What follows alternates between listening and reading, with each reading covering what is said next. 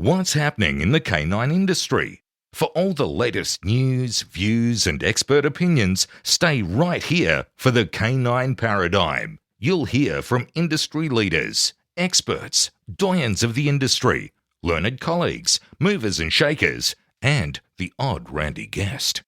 Get the latest insights and expert advice from both here and abroad from the people in the know. Now, here are your hosts, Glenn Cook and Pat Stewart. And I'm Lofty Fulton, and I'm out of here. Hey, you know what we haven't done for a long time? Dance together.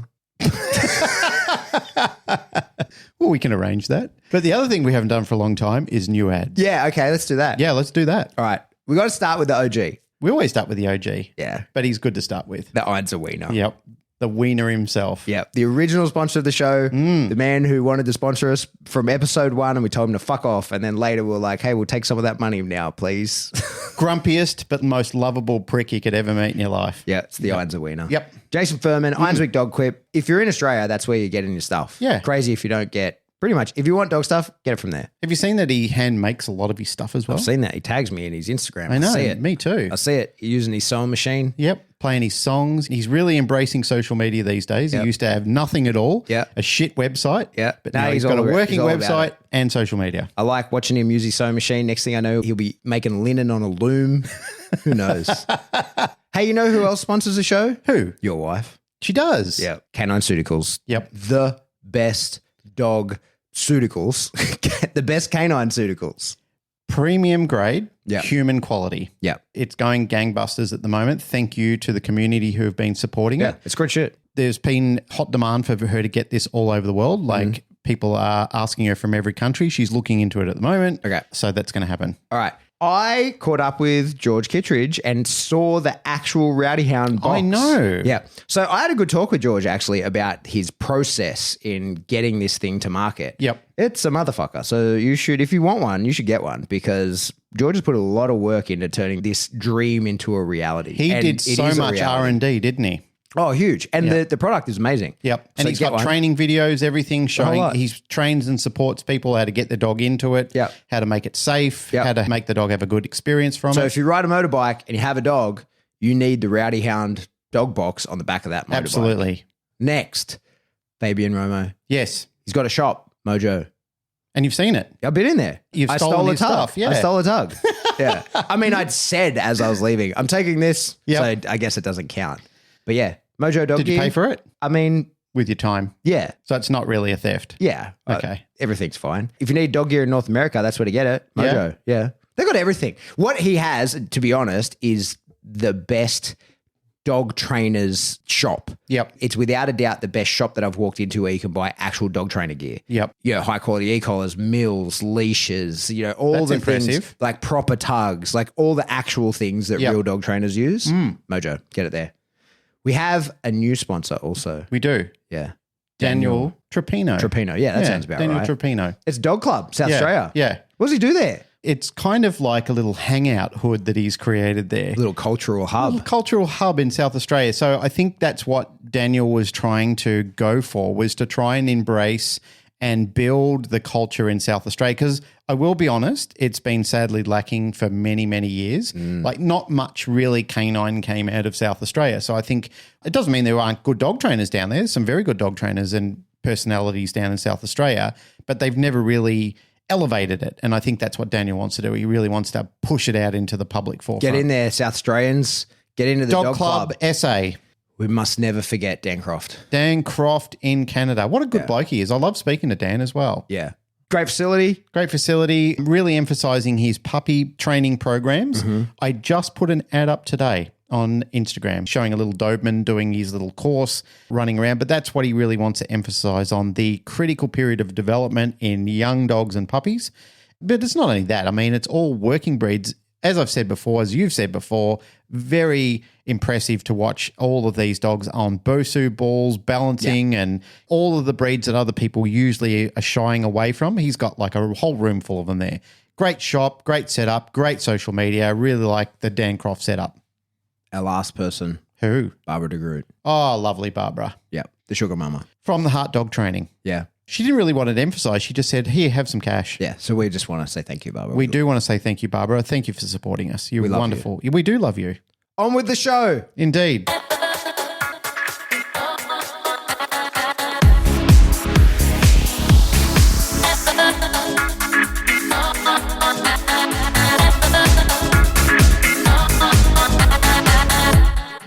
Welcome back to the Canine Paradigm. I'm your host, Pat Stewart. Today is a special one. I'm at home. Glenn's at his house, and joining us all the way from Chicago is old friend of the show, Chad Mackin. Chad, welcome. Thank you, guys. It's good to be back on the show. I've missed you guys a lot. We've missed you. So we just had a whole conversation that we now have to rehash because tell us, where have you been? Why haven't we heard from you in so long? Well, I took a long break off of social media. For about 18 months, I was barely present on Facebook. Like I would open the app once every few days, scroll for a minute and go, shut it off. I started building an Instagram account during that time period, but I had reached a point where it was no longer healthy for me to be really active on social media. My Instagram account was one safe spot because there's nothing on there but dogs, music, and jiu-jitsu, and that's it. Mm-hmm. And so I didn't see anything I didn't want to see. And even the dog people I follow is very, very few, very, very small. Mm-hmm. Like I can watch random people say the dumbest garbage about dogs and go, whatever. But when I see somebody that I really like say something about dogs that I even slightly disagree with, it upsets me. I go, wait, I want to get my hands in there and have that conversation. And of course, I've always, for a long time, I've had a rule that I don't engage with other trainers on their professional pages in any way that's not supportive. There's a good meme that makes me think of what you just said then, Chad. It's a stick figure cartoon, and there's a guy at the computer, and you can hear his wife read his wife in the background saying, honey, time to come to bed. And he goes, wait, there's somebody wrong on the internet. I think about that affectionately and frequently when I see a lot of stuff on social media. I'm a lot more critical, more so than Pat is, on what I see on social media because it's fatiguing watching and reading some of that stuff. And I just don't know how people have got the mental clarity and physical energy to have to put on that clown suit every day and hash out those same old routines. I saw something the other day which made all the hair and all the scales on my back come up when somebody was literally just post healing video after healing video after healing video. And then somebody said, check out this badass. And I'm thinking, did they run in a building and rescue children? What did I miss along the way? When did healing become badass? Those sort of things. I understand that because I walk away from it. I think, why is this affecting me? Why am I getting upset about it? What's worrying me so much about this? For me, it became stressful logging on to Facebook. I'm not going to lie. There's a lot of pressure. I had reached a point where for a long time, especially when Dog Training Conversations was running, I had a voice that really seemed to matter a lot to people. I never wanted to be a big deal. I never tried to become important. But then one day you wake up and you find, that to a lot of people you are important, that your opinion does matter. And that is a very addictive drug. And then as that sort of cycle starts to fade and, new people are coming in, there is a reflexive action to grasp for that again, to try and get that back. And I want more of that. And I got to the point where I would watch when people would come onto a Facebook group and say, what are some good podcasts to listen to or good people to follow on Facebook? I would literally scroll through the comments to see whose name was mentioned more than mine. And, and some of them, like, it never bothered me when I saw you guys. It never bothered me when I saw Jay. You guys are awesome. Jay's awesome. And a lot of it was about who are the influencers these days. It's not just about there was a part of it. I'm not going to lie. There was a part of it that was ego driven. There was a part of it like I used to be in the top 5 of that list most of the time. And then I reached a point where I wasn't anymore. That did suck. I'm not going to lie. I'm not going to pretend that I'm above all that or I was above all that. But a lot of it was also who is steering the future of this industry? What are those voices saying? And some of them I agreed with and some of them I didn't agree with. And some of them I thought were just kind of downright destructive. So eventually it just got to be too much. And I got COVID. And of course, there's a whole can of worms that goes along with that, talking about that. So when I was sick with that disease, the thought of posting on Facebook, hey guys, I got COVID, the thought of the absolute shit show that was going to follow after that, of commenting and stuff, it just depressed the hell out of me. I just said, I'm not going on Facebook right now. And then I just didn't come back for a long time.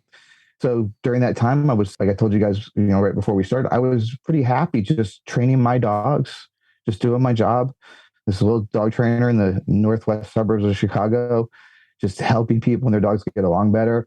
And I was still developing my system and my techniques and my tools and my approach. And I was seeing a lot of stuff. And I would sometimes go, I should get out there and I should say this. And the question has always been, am I doing this to be relevant again?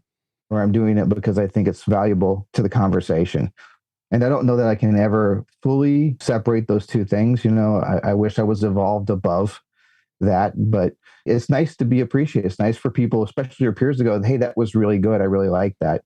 I don't know anybody who really has overcome that except maybe Jay, who just doesn't seem to really care that much. But I stayed away for a long time because I wanted to make sure when I came back that I had something worth saying and that I could say it from the place of, I'm trying to build the community.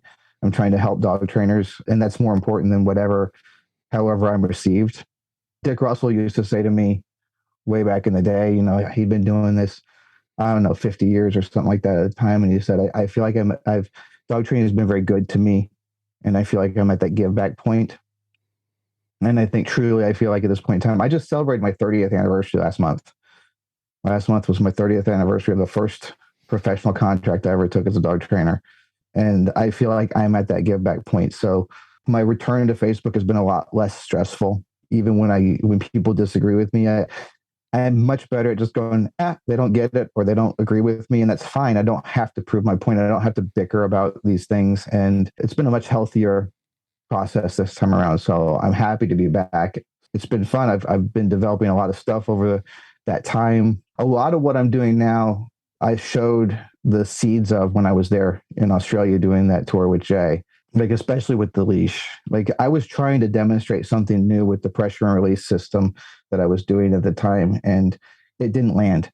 I was aware that it didn't land, but I wasn't aware of how much it didn't land until at some point later on down the line. It was either you, Pat, or Jay was talking about it. I think it was Jay, but I'm not sure.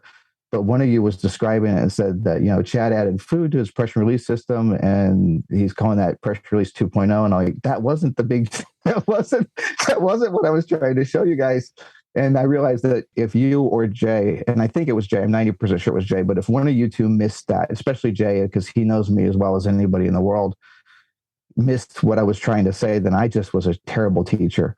I didn't have a way to frame it in a way that it made sense to people. But now I have a whole way of describing all of that. And because one of the things I do right now, the most popular program I have right now is a day board or day training program where they drop the dog off in the morning, they pick it up in the afternoon twice a week, and I shoot a video for them. And that video is their homework. So I have my camera set up on a tripod in the corner of the room. So you'll see almost all the videos I shoot, I put up online are from the same angle because that's where my tripod sits. Mm-hmm. And I walk around the room and I train the dog. I have a lavalier mic on, the little radio pack on my belt, and I just talk out loud. I narrate what I'm doing to myself.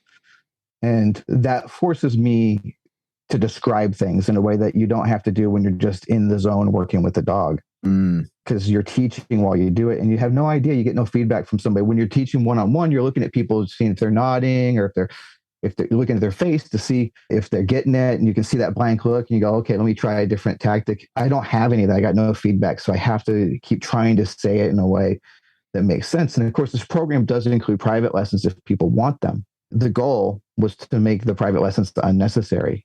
So one of the ways I measure my success is how often people ask for private lessons. So I have been able to, through that process, to really spend a lot of time getting my teaching chops down in a way that I can present material that most people, regardless of their background or their experience or their knowledge, can go, oh, that makes sense, and then replicate it at home, at least reasonably so. So now I have all of these cool things that I'm doing, the way I'm layering the leash and the treats together. And it's a weird thing about the leash too. Jay has been on me for years saying he wants me to teach the original pressure release system that I started teaching back in 2010 or whatever. And I'm kind of like, well, I'm not a legacy act like that. I'm developing. I'm not a nostalgia band. I'm still making new albums, right? But it's weird because since a little bit before I went to Australia, I've been getting more into motivational and food-based training, and the leash has factored less and less in everything I do. Like I'll do whole sessions where I don't apply any leash pressure. The leash is just there as a safety or to prevent, as I say to my clients, to prevent a mistake from becoming a tragedy. And there's other times that I'm using it a whole lot in a lot of real subtle ways. And it's weird to have once been the leash guy, not the leash guy, but a leash guy, like a big voice in how leashes are used. And then to look at my work and go, wow, I don't really use it as much as I used to. But then have this realization also that when I do use it, there's a lot of thought that goes into how it's used. And there's a lot of development in that system. It's like having a really, really, really complex system for braking on a car that really comes into play when that car is getting out of control. Otherwise, you don't notice it. And so it's a small part of what I do, but it's an essential part, is I guess what I'm trying to say. So that's one of the things that I've been putting together. And you're saying too many things. We've got to unpack some of this. Sorry.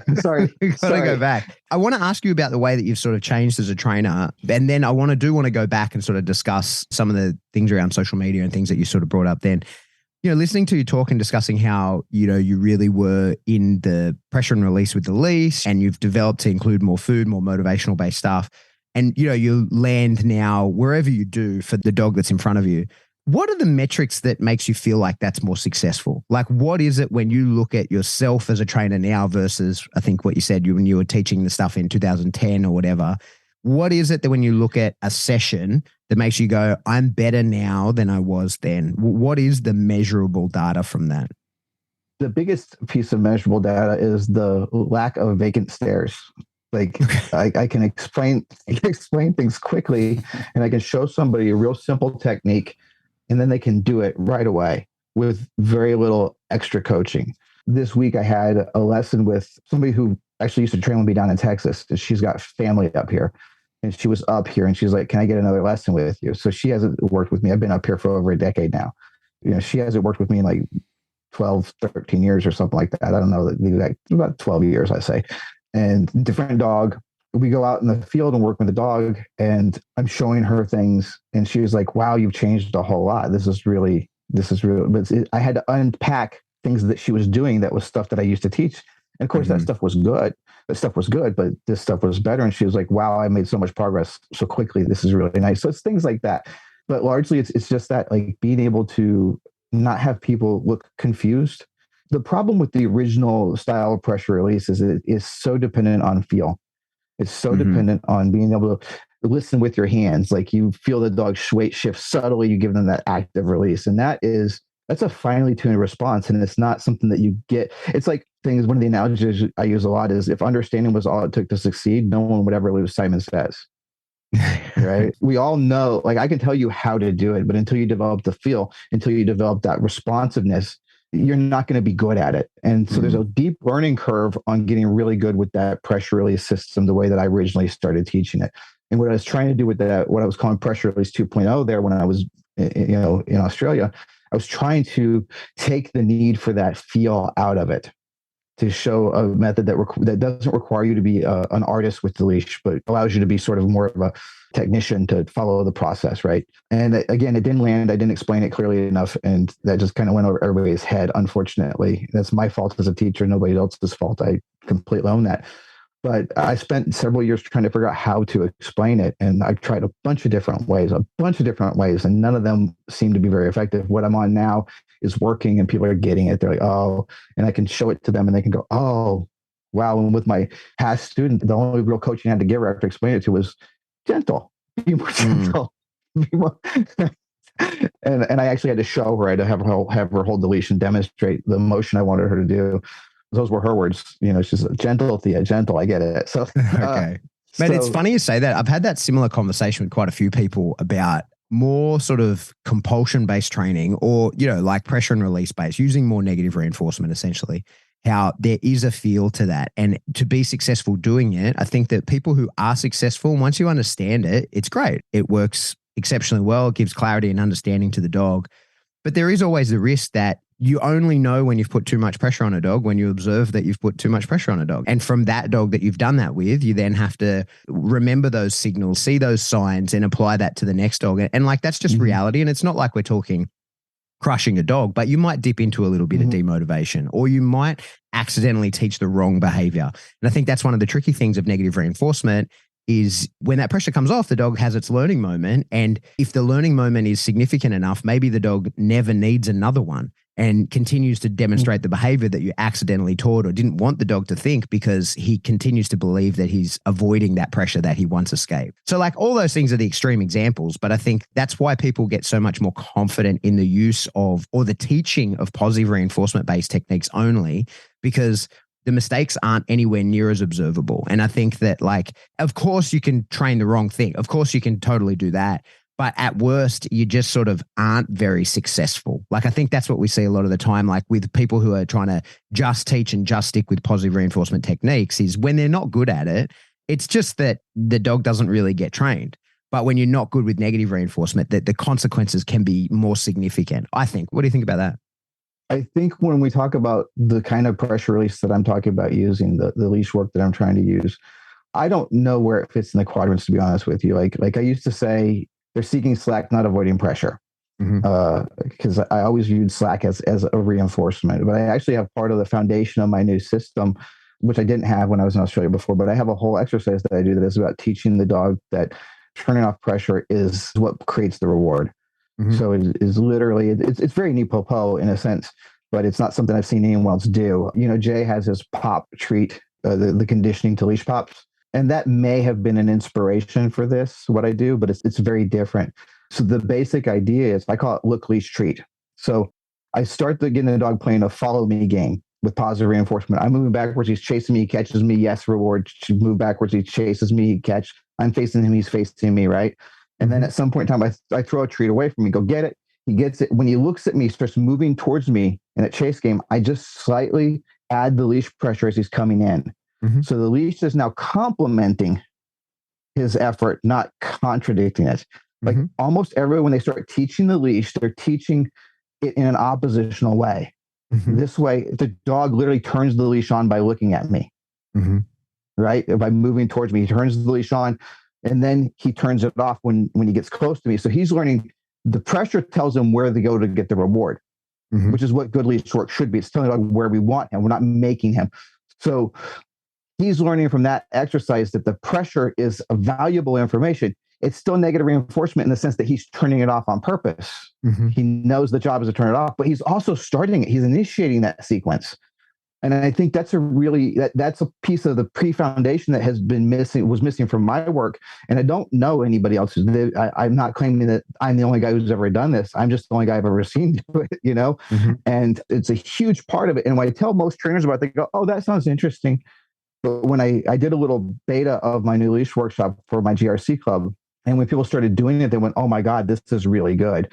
When you feel how much more quickly you get responsiveness to the release and how much your touch lightens when you start doing that, people go, oh, so if the dog is turning off the pressure because the absence of pressure means there's an additional reward.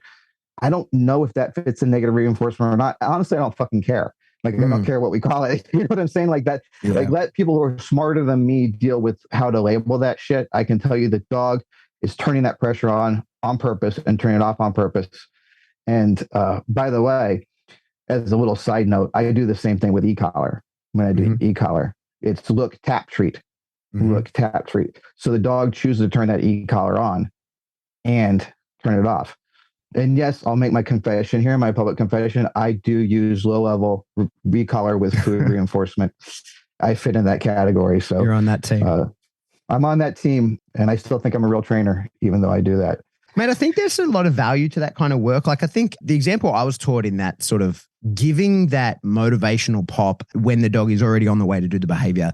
Example to me in human terms is, you know, when you see football players going to sub in, soccer especially, you're not allowed onto the field till the other guy's off. And you see the coach with his hand on the shoulder of the sub standing there. And the sub shows full intent. It's not like he's not going to go onto the field. He's stamping his feet. He's ready to go. He wants to go onto there. And accompanying the command, like, okay, you're allowed to go on, is the tap on the shoulder as he does it. It's that sort of giddy up as he goes out. And like when I understood it like that, that's what really made it fall into place. And the final piece that sort of helped me understand that was this idea that you're playing a game of that. So like when you do, in the instance where you say, where you throw the food away and the dog eats it and on his way back, you give him the tap. Well, if he's fast, he'll beat that tap. And that tap is not in a way that like is demotivating or you're compelling. And you are, because if he did choose not to come, he is on the leash, right? Like he would hit the end of the line and he's not allowed to escape. But we're hoping at this point that he already is coming back.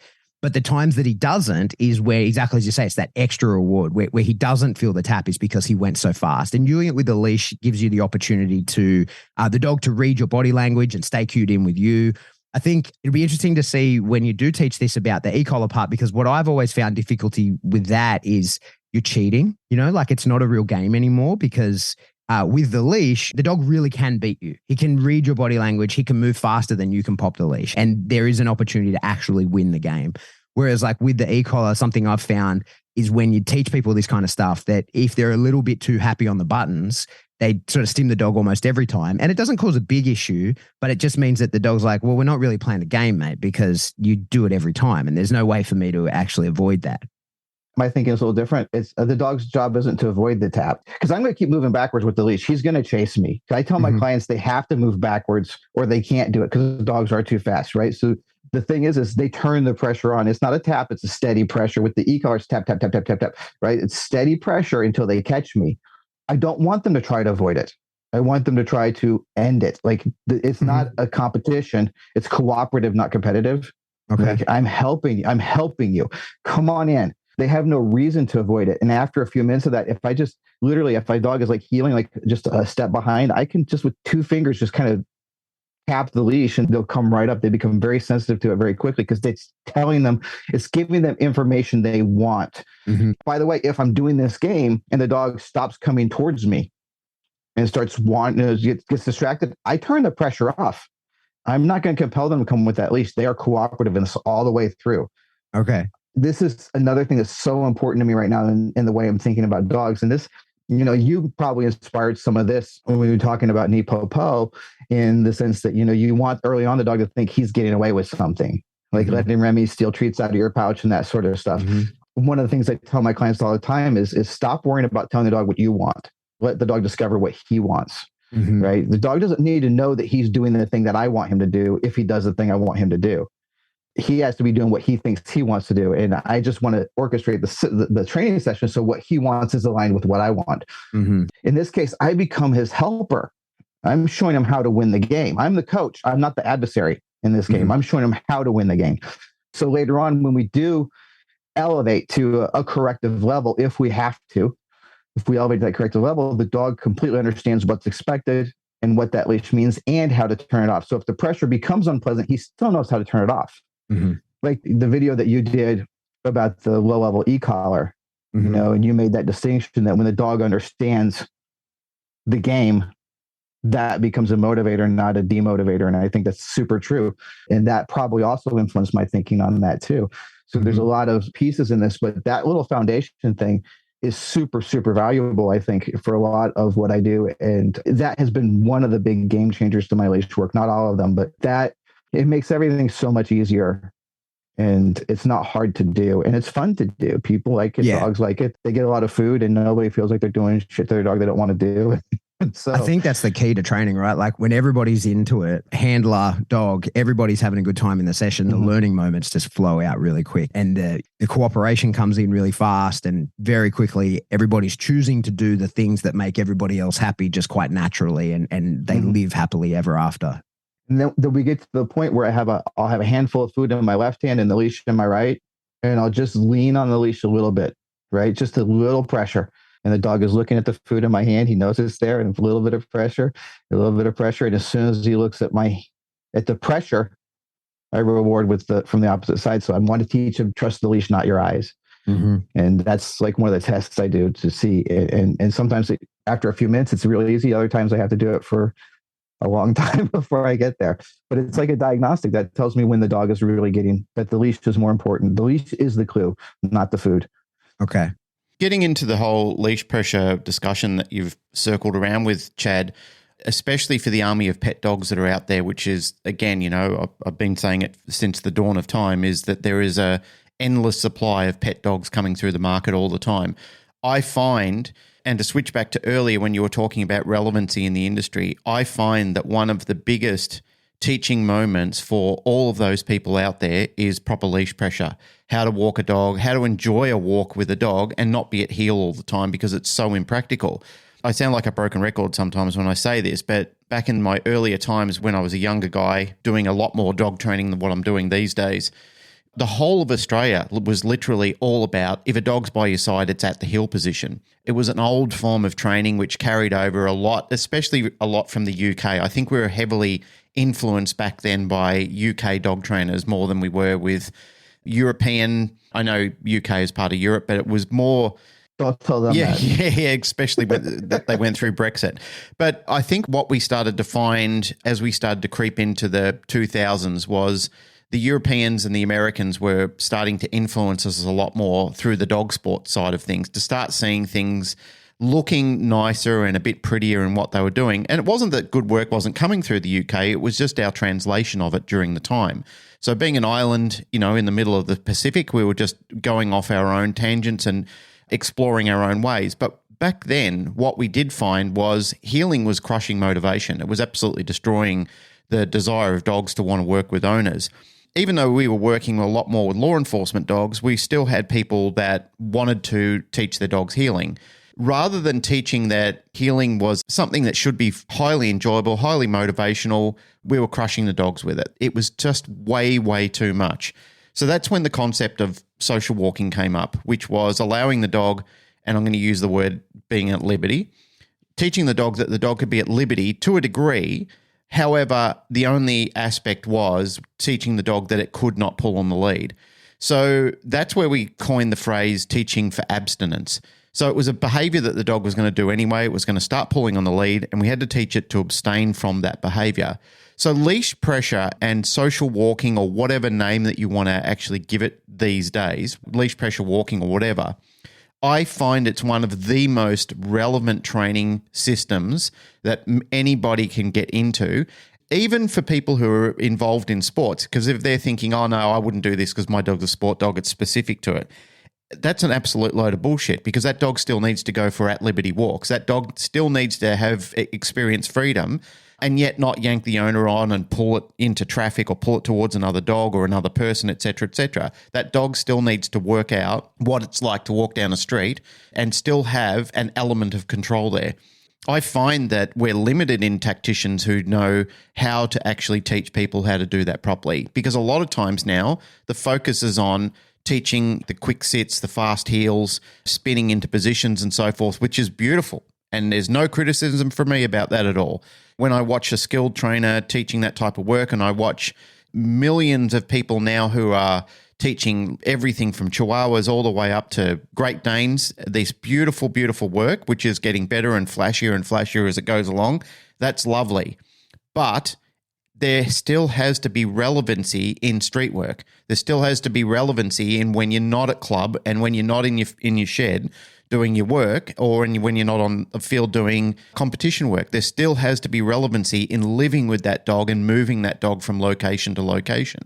When we're talking about the people who are doing the pretty work, the flashy work and so forth, we're talking about a very small percentage of people. The vast majority of dog owners are mums and dads with limited time and probably 2.5 kids or whatever the demographics say it is, and they've got a dog and they need to learn how to control it and love that dog and not fall out of love with that dog. And that's where relevancy comes into trainers, to be able to translate that idea of what it looks like, how you can keep that dog safe in that house without them starting to have the conversation of, this is just getting into a bit of a wrecking ball situation. It doesn't fit in the backyard anymore. It's knocking the kids over. We can't walk the dog. We just can't enjoy the dog. That's where I really find some of these skills, and definitely other attributes of what we talked about before, nice sits, drops, stays in positions, everything like that. But especially the loose leash walking, I still find it's one of the biggest. I'm such a huge advocate for it today, because as soon as you show the owner of dogs who are coming to you with a problem, as soon as you can resolve that one, that's the first time the flicker of hope lights back in their eyes and they look at you and go, wow, something changed. Now my dog can walk nicely again. There is hope. Now I can build on the top of this. And if you're lucky, they'll get bitten by the bug and they'll want to come back and they'll want to learn the next thing. And then maybe they might want to transgress over to doing the nice flashier stuff. But at least if you can start them on the right path with that one exercise, how to walk nicely on the lead, that's the opening of a whole Pandora's box, which really explodes nicely into the anticipation of how to live with a dog and how to enjoy that dog in the family once again. It's an audio medium, so the people couldn't see me vigorously nodding my head to everything you were saying, but I was nodding up and down the whole time. One of the things that I think is interesting is, there was an explosion probably 5 or 6 years ago of people getting into pet dog trainers. Actually, I try to say family dog trainers now. I moved away from the term pet dog because I think that is one of the things that stigmatizes the people who just work with family dogs. Like family dog is important. A pet dog sounds like an object, but a family dog is... Can I just say something there, mate, on that stigma that people are feeling about being a pet dog trainer? I have to say this with compassion towards all of those people is they're the big heroes out in the dog training world because they're saving the vast majority of dogs that are out there. They're doing the slug work that nobody else really wants to do because it's not pretty work. You're not going to get Instagram famous from doing pet dog work because it's the same thing over and over again. It's very routine orientated. It doesn't look pretty, but it's the essential stuff. It's the stuff that keeps dogs in homes. And really, if your ethos is about, I'm in this because I love dogs, these people generally are, like they're the ones that experience burnout faster than anybody else because they're doing the same thing over and over again. And as I said, it can look boring, but the importance of it, the relevancy of it is so huge. Like it's the one thing that makes big, big differences. It doesn't mean that anybody else is not relevant or they're not important because they all are. When you look at the role and application of people in military service working dogs and people who enjoy and love sports and are doing that, all of these people love their dogs. All of these people fit into a category of I'm in it for some magnificent reason of forming a relationship with my dog. And then, of course, you've got the people that aren't. They're in it entirely for themselves. They just sit in a category of it's just me and it's all about me and my ego. But the overwhelming majority of people that I know that are in the dog world are in it for all the right reasons. They're in it to educate people. They're in it to show people how to get better. They're in it to show people how to build and sustain bond and develop that family atmosphere. Even the sports dog people that I know, like they've still got to teach the dog to live in the house, like Pat with Remy. Like he's got one child that's, how old's the little fella now? Rip's like 7.5 and Axel's like 1.5. 1.5, yeah. So you've got little kids in a house roaming around with a highly trained dog and having their friends around, but that dog still sits and adapts and has kids around there where they're putting party hats on his head and doing all sorts of things with him and having activities in the lounge room. And that dog's totally at peace with his life. And those sort of things shouldn't be taken for granted. There is a massive debt that we owe all sorts of trainers who teach people how to have an amazing and a better relationship with their dogs, hands down. I agree with that 100%. That's why I try to say family dogs, because dogs are family to me and to the people I work with. I've had a long-standing rule for a long time that I won't work with an outside dog. If your dog lives outside, I'm not helping you because I can't. Because the methods I'm going to use are going to require you to have a real bonded relationship with that dog. And if your dog's just left outside until somebody comes and feeds them, it's not going to work.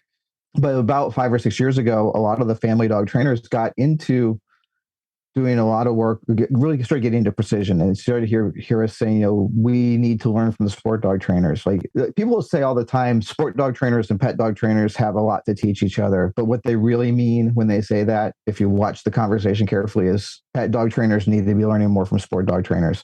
I have never seen a top level sport dog trainer talking about the pet dog trainer they go to study with. I never hear somebody saying, oh, this guy should go work with this family dog trainer because it will make him a better trainer. It's a one-way street in the way people talk about it.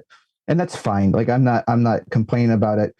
But what I think has happened is recently I've been getting contacted by a lot more trainers who have been doing a lot of precision work with their clients' dogs and with their own dogs, and they're still struggling to solve a lot of the lifestyle problems that are coming up because what they're doing isn't reaching that part of the dog.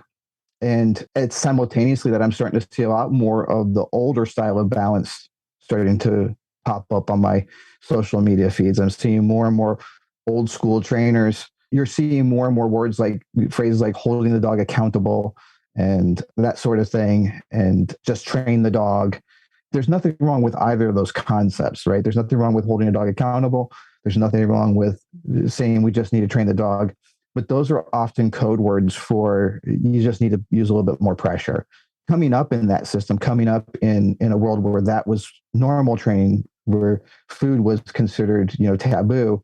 And we talked about building dogs' character and making them. I remember I used to have to tell people sometimes, I'm not here to be your dog's friend. I'm here to make him better. If he has to hate me to live a better life, I'm okay with that. The truth is, guys, I was never okay with that. It always crushed me a little bit when I would touch the leash and I'd see the dog kind of shut down. It always crushed me. And I would tell myself that was okay because I was helping the dog. But what I understand now is what I was doing and what I think a lot of us were doing at the time, whether we knew it or not. I certainly didn't know it, was we were engaged in a training program that was designed around making mistakes cost a lot. Mistakes were high risk. And when you realize that mistakes are high risk, you're grading the test against guessing, right? The dog's not going to guess. So the dog stopped doing all this bad shit, not because he had character, not because he was more stable. It was because he had decided he just wasn't going to do anything that wasn't expressly allowed. That's not a dog living his fullest life. I fooled myself into believing that's what I was doing. And I'm starting to see that come back. I'm starting to see that because one of the things when you're working with a dog in the precision that's necessary for a sport, and, I make no pretense that I am the guy to talk to about that stuff. Like if you want to train a dog for IGP, PSA, French training, even AKC obedience, I'm not your guy. 100%. There are better people at that than I am. And there's probably better people at everything than I am, but that's not my area of specialty. But when I know enough about to know this, when you're training a dog for sport, everything is from a competitive mindset. The dog is going towards something, right? There's corrections. You want them to avoid the correction. Like if you say you're going to correct them for a sloppy sit or for whatever, there is a correction. There is an avoidance of a consequence, but that's all part of the bigger game. They're still trying to win that game. They still have a goal in mind. They're going for that bite, or they're going for that dumbbell, or they're going for whatever. They have an objective that they're trying to reach. And in the family dog, when you're just living with a dog, you don't get to decide what their objective is in that moment. You don't have the ability to regulate their environment that much. And so what's happening, I think, is a lot of times that effort that people are putting into getting the dog very focused on a single goal and able to overcome all sorts of obstacles to make that goal successful and navigate all of the ins and outs of the precision that's required to get that goal. That's not the same skill necessarily as being able to make a good decision when nobody's telling them what to do. And the old school training excelled at that because they just taught the dog not to do anything that wasn't expressly okayed. And where we are now is we're in a position where people are finding out that precision work they're doing isn't producing a dog like Remy who can live with kids. It's not producing that. And they're looking for an answer. And there's this old school training method going, hey, over here, we've always had this answer. And I don't think and they do have an answer. I don't think it's the right answer. And I think this is a critical time for us as trainers because people are starting to see that the sport dog training doesn't do everything we need it to do.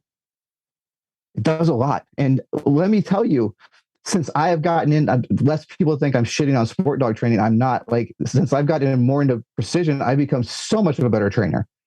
Like the things you were talking about, Pat, noticing when a dog's attention or motivation flags a little bit, you won't ever notice that in old school model.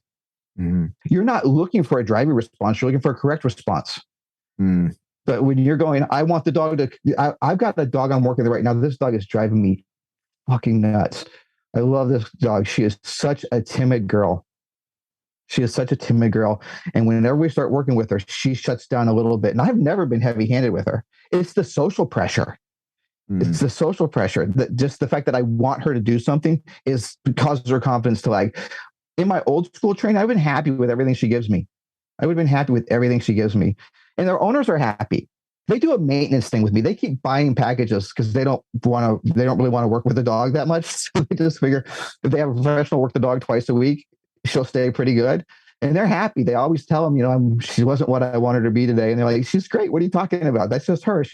But because I'm so interested in wanting that motivated response, it makes you read the dog way better. It forces you to. So I'm not saying you shouldn't learn that stuff. But I'm saying that that stuff needs to be part of a bigger picture of where do you want that dog to be every day? Another thing I say is impulse control is impulse control, right? Like if you do a bunch of bench presses, you can do more push-ups. If you do a bunch of push-ups, you can do more bench presses. They're not the same exercise, but they're building the same muscle. And impulse control is that muscle. And good obedience is about building impulse control in a low stakes environment. If I'm telling a dog to hold a sit and they break the sit, the worst thing that happens is I put them back. No, come on, get back, right? Maybe at a higher level, I might give them a little leash correction, but at that point in time, that shouldn't be a big deal to them. Maybe they miss out on a treat. But if they run after a bird that they see across the street, that could kill them. So that's a high stakes environment. So obedience allows us to practice impulse control in a low stakes environment and build those skills. But the skill isn't sitting.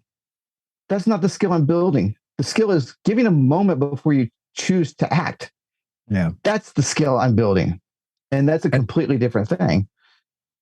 I think just as well, wiring the dog to find value in the advice that you give it. I think that like no matter what kind of training that you're doing, that's the happy side effect of any kind of training, whether it is teaching the dog to live comfortably with you in the house or training the dog for high level obedience, whatever.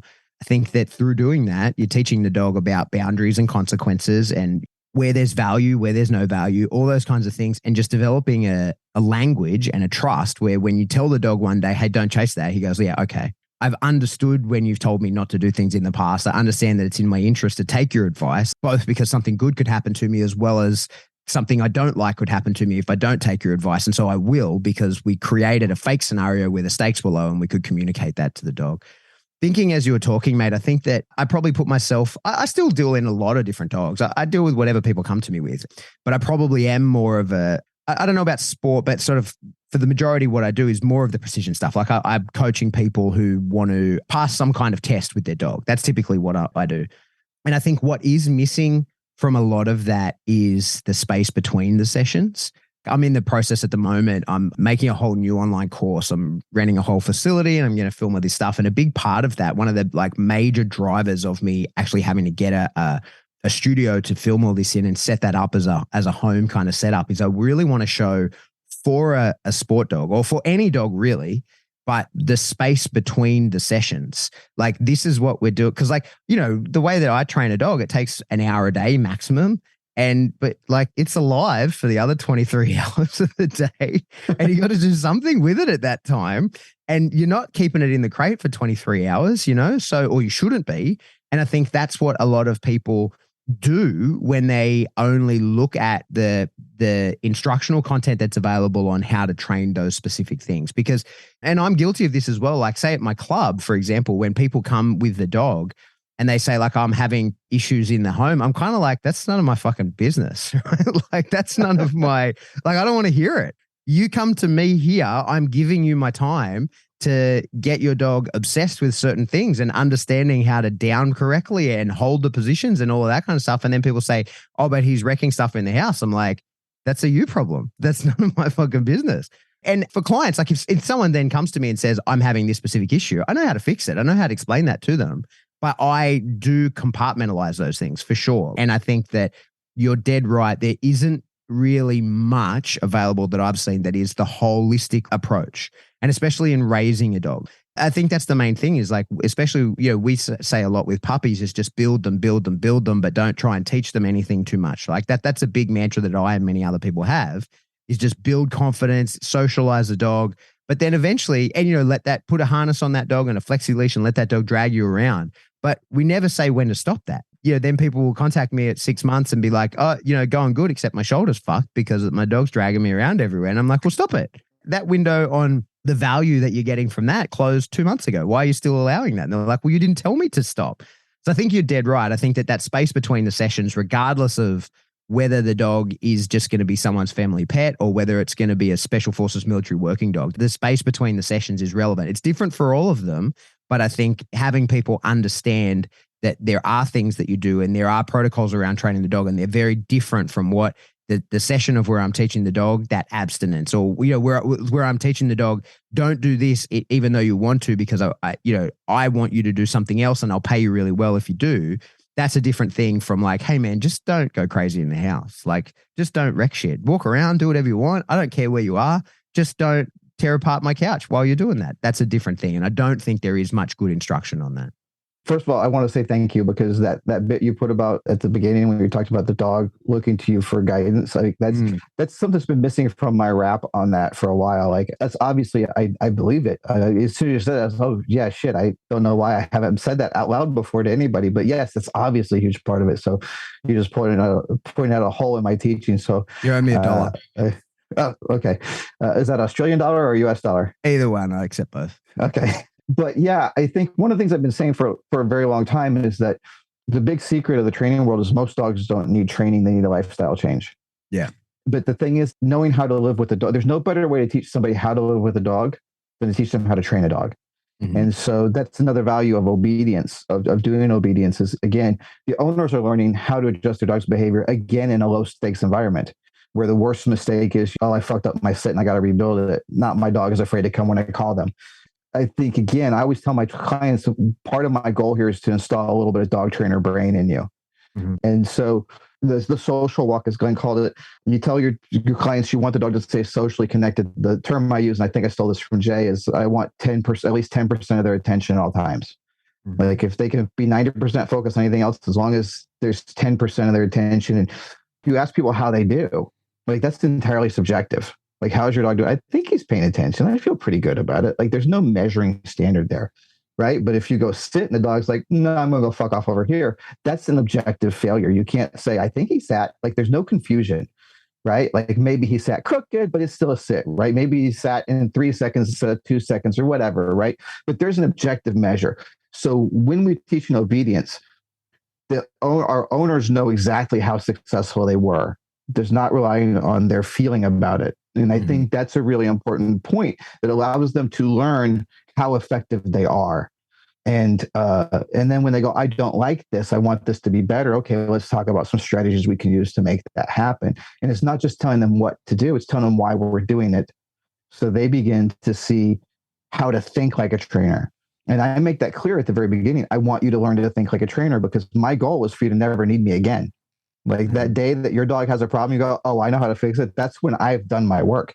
You know, Dick Russell used to say to his clients, he goes, you've paid me already, but I haven't earned my money. I don't earn my money until that day you look at the dog and go, this old dog ain't half bad. And that, right? And I would say that I haven't earned my money until that day that when your dog does something that is unexpected or confusing, you don't have to shoot me an email or pick up the phone. You go, oh, I know how to solve that. That's when I've succeeded. That's the most important part. And obedience is a great vessel to do that. It's the best vessel we have to do that. Honestly, I've been doing this 30 years, like I said before, and never once in 30 years has someone called me up. Well, one time, there's one exception, and that was a professional trainer who was looking to clean up something. But other than that, no one has called me to say, my dog doesn't sit fast enough. That has never been the initial phone call. It's always my dog's jumping on the kids. My dog's dragging me down the street. It's always some behavior that makes life unlivable with the dog. And none of those are about precision. They're $1 million behaviors, mate. Seriously. Like people in the industry don't realize that that's where the big money is coming from. And it still is. And it will continue to until we're all in the ground. This is where the bucks come for people. You might not like doing it and you might, shun it and say, oh, it's repetitive and it's the same thing. But I mean, that's where the money is coming from for most dog trainers. So if you want to get your hands dirty in this type of work, that's where the work is coming from. There's a couple of things I wanted to chat about with you, Chad. I wanted to back up for a second and talk about early in the conversation, you were talking in and around terminology. Pat, myself, many of the other peers in the industry have identified that we do have a terminology issue in the industry currently. Everybody's trying to make up this unicorn word. They're coming out with new phrases. They're plagiarizing other people's material and changing the words deliberately so they sound like they invented the language themselves. But the problem is, if we don't have consistency and reliability in the terminology we're using, we start getting very far away from people being able to standardize what is actually needed in the industry. Then they don't know how to communicate with each other. To give an example of that, non-dog training related, there's been some really yucky woke shows on Netflix and some of the other online streaming platforms. It's all about how badly people communicate with each other these days, how poorly understood we are. Instead of people having the freedom to talk to people and to say things that need to be said, it's always this roundabout language that never goes anywhere. It's so cyclical and it's horrible. It's just yuck the way people are starting to talk to each other now. And the same thing is creeping into the dog training industry. This constant denial of using terms and phrases and what we actually need to do to actually get a dog trained sometimes. We're being guilted away from talking about things, or guilted away from using tools, or guilted away from using a system that needs to be used for a type of dog. And therefore, when we start looking at a lot of dogs that are hitting pounds and rescue centres these days, the systems that are being developed now or spoken about are failing all of these other dogs, because now there's no way to train these dogs anymore. Not that anybody wants to use or talk about, because that's too hard. It's too formalized. It's too compulsive to actually use a method that actually works for those dogs. You know, everybody is now worried about shutting dogs down all the time. And I don't like shutting dogs down either. I don't want to address a system that focuses on shutting dogs down. But I do want to focus on some systems that focus on shutting down some behaviors that dogs are doing. Because if they continue to do those behaviors in the home, they are going to get destroyed. I interviewed a girl for a training position the other day, and she was working at a local welfare agency. And I said, "What made you leave? Can I ask?" And she said, "Yeah, they're just destroying dogs hand over fist. They're trying to rescue them. They're trying to do anything with them, but you can't do anything with these dogs anymore. You're not allowed to take them out and give them corrections. You're not allowed to do this. You're not allowed to do that." Because now we're getting into a system where people are saying, "Oh, it's only this way to train a dog." Or we're starting to feel afraid to talk about a measure that really needs to fix a certain behavior that a dog is doing. I know trainers are still doing it. The problem that I see, and the thing that I really frown about, and I think the thing that causes a lot of concern for trainers, is when you do watch people online doing it, they're just doing such a horrible job of it and filming some of the most deplorable forms of training that aren't anywhere near what I'm talking about. When I'm talking about using compulsion or using pressure or using a corrective technique or anything like that, it's not replicative of what I see people doing online. That's just horrible work. Bad work is bad work by uneducated people time and time again. But we really, really need to start focusing on being able to create some standardized industry language that people can draw from and assist the future generations that are coming through in training. Man, that's a tough question. And I agree with you. I think, at least in principle, I think we have another terminology problem too in this. The terminology that people who came before us created is dog shit. You know, the choice of the word punishment versus reinforcement was, I believe, political choice in a sense. Mm-hmm. We should talk about increasers and decreasers, right? Reinforcement sounds better than punishment. And so there's an emotional baggage attached to the word punishment. And with the way we're using punishment in behavior has no relation to how we use it in common usage. Like if you commit a crime, you're punished by being sent to jail. Nobody gives a shit if the likelihood of you repeating that behavior is reduced. They want to make sure you've been penalized appropriately. The punishment has to fit the crime. And so there's no concern for whether it actually reduces behavior, which is what the definition and behavior of punishment is supposed to be. So we've got dog shit language that we're trying to work with. And that is part of the problem. Like if we want to talk about using punishment, we have to spend 5 minutes explaining what we mean about punishment. And even there's still an emotional baggage to that word. Like we're fighting an uphill battle. I think I was working on an article this week. I don't know what I'm going to do with it, but it starts with imagine that no one had ever invented the quadrants. How would we describe our training? What words would we use? And the idea is that we are always making things more or less rewarding for the dog. That's what we do. We're moving them along this continuum of whether I like this or I don't like this. I can make a dog less motivated by giving them less food for getting a bad rep and more food for getting a right rep. Is that reinforcement or punishment? I don't care. Like I have been in conversations with PhDs in behavior arguing over whether a specific technique was positive reinforcement or negative punishment or whatever. Like at some point in time, it becomes largely arbitrary, I think, because we can't read inside the dogs. Like Skinner was right. It's a black box. We don't know what's going on in them and we're guessing.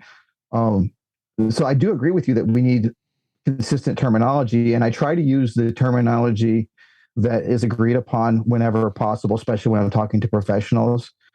But it always comes with these caveats that, like I said, like if you want to call that leash game I was talking about negative reinforcement, I'm not going to argue with you. I just don't know for sure the dog perceives it as negative reinforcement. Not in the sense, or I should say, like I had an argument with somebody after the low-level e-collar thing came out, after that controversy started, the conditioning e-collars with food started. I had a conversation with the guy who was on the other side of that controversy than I was. And he said, if the dog wants to turn the pressure off, it's aversive. And if that's the assumption, negative reinforcement means the pressure is aversive. I don't think that's a fair assumption, because if you want to call what I'm doing with that leash game negative reinforcement, fine, because it's true. The cessation of the pressure indicates a reward. I think it's more of a marker. That's like my click. The slack leash is like the click. He's working for the click. So you could call leash pressure an intermediate bridge or a keep going signal, or as Pat would say, stay in behavior, and the slack as a click. As a success marker, and then the food follows. You could frame it that way. How's the dog frame it? I don't know. I have to guess. But the point is that if you want to call that negative reinforcement, I don't have a problem with that. But if you carry with that definition the insistence that therefore it must be unpleasant for the dog, that's where I'm going to take issue. If the dog is working to turn the pressure off, I get it. That's negative reinforcement, but that does not require that pressure be aversive. That's the point that I'm getting at. And so the language comes with this baggage. And so how do we navigate that? I don't know. But I think if we describe our training more in I'm trying to make this choice more rewarding and this choice less rewarding, I flex between quadrants all the time in my sessions. Like, here's an example. If the animal gets less of a reward than he expects, there's a massive drop in dopamine levels, more so than if he gets no reward. So in that sense, giving a dog a reward, one piece of kibble for a sloppy sit versus a handful of kibble for a sharp one, that is causing a negative psychological effect on the dog. I'm still using positive reinforcement. I'm still reinforcing the behavior, but I am affecting him negatively psychologically. We don't have language for that. I think in that instance that then, like, I agree with you totally. Like, sometimes it's not clear, but what he does next will determine like what quadrant you used, because that's how operant conditioning works. Is it's not retrospective, it's forward conditioning. So like if you give him one piece because he did poorly and he's pissed off by that one piece and decides to act better the next time, you still were using positive reinforcement. If he then says, well, fuck it, I'm not sitting anymore because it's not worth it for that effort, then it turns out that was positive punishment. You don't know until the next rep. And I agree with you, it's semantics. I agree with that it's semantics. And a smart trainer will know the inputs to give to the dog to get the output that they're looking for. And I agree entirely that that's not always obvious which quadrant that is. I think that's why I did my logo the way that I did, because not that I actually understand quantum physics, but it's similar in that it's your reinforcer is everywhere, and like which quadrant you're in is all of them and none of them at once. And when you observe it, that's where it is. But once it's observed, then it's stuck like that. But it's actually a very fluid thing. All of them are in play all of the time. And I think anything that you're seeing from your dog in the space, even between the repetitions, is guided by its experiences of the past. And when you bring a dog into a room, the fact that it isn't jumping on people in that room might be because it's been punished for doing that in the past. And so that punishment is in effect in that moment. That is the observable outcome of punishment. But if you didn't know the punishment was there, you can't know that it's the observable outcome of punishment. It just is what the dog is doing. And because we can't appreciate all of the inputs that go into the dog's understanding, we also can't appreciate that all of the behaviors that the dog is displaying are the result of either the dog's inherent desires or the inputs of the past. The operant processes of yesterday guide the behaviors of today. That's kind of what I'm getting at, I think, is like I don't disagree with anything you're saying either. But the problem is that I've said for a long time, the quadrants aren't real. And what I mean by that, it's like temperature is real, degrees are not. Right? Okay. Degrees measure something that exists. But, some people use Fahrenheit, some people use Celsius. And if we don't know that, we can have some terrible confusions about the weather outside, right? Because 100 degrees to you and 100 degrees to me are very different, right? Yeah. But we're both describing a real thing. The temperature is absolute. And so quadrants are a convenient way we use to describe what we do, right? Or I should say, they're supposed to be a convenient way to describe what we do. I find them to be terribly inconvenient and terribly clunky. And that's why I said mostly the way my head thinks when I'm training a dog, what's going on in my head is, am I making this a more or less rewarding experience for the dog? And that's kind of how I think. I want the poor reps to be less enjoyable than the great reps. The obvious way to do that, well, again, another way, like when we start talking about value, right? Like the dog will always do the thing that's most rewarding. And so the most basic way we do that is reinforcement makes things more rewarding, punishment makes things less rewarding, right? But there's all sorts of other ways we can affect that adjustment, like scarcity. I can make something more rewarding by making it more scarce, like box feeding, right? That creates a scarcity model where the dog is like, oh, I've got to eat now because it might not be available, right? Or same thing, if I let a dog interact with a lot of dogs to where a point is no big deal, then when they see a dog on the walk, they're like, oh, hey, that's a dog. Hey, what's up? Whereas a dog who never gets to interact with other dogs, that becomes more rewarding. So I've reduced the value of seeing other dogs by providing more access to it. Or I've increased the value of food by reducing access to it. Those aren't punishment or reinforcement, not in the terms that we're talking about in quadrants, but it's an important part of what we do. And so I get like, I feel like when we start thinking in quadrants, like, and I do think in them sometimes, I'm not saying I don't, but I think it causes us to get stuck into a mindset. I'm either working on reinforcement or punishment. And we tend to focus on one half of the equation by design because it's a binary system. I don't pretend to have a better model, except what I in my head. I'm just trying to think, how do I make this more rewarding or less rewarding, as opposed to how do I reinforce or punish this behavior? I feel like that's more clear from my thinking, and I can't speak for anybody else. But I think the quadrants get very confusing very fast for a lot of people. And there's so many people who just shut down when you start talking about them. And I think that's a shame. I think we should all have a basic understanding of the quadrants. I'm surprised at how many trainers are proud to not understand them. Right? Like I don't need to know that shit. I just train a dog. Like I'm not defending that kind of mindset. I think we should know as much as we can about our craft because that's what professionals do. If the end of my knowledge means the end of a dog's life, then I'm morally obligated to constantly be expanding the end of my knowledge, right? For example, 90% of what I do, I feel like, is more in the classical conditioning model than the operant conditioning model anyway. I'm changing how the dog feels about events, not what I want them to do.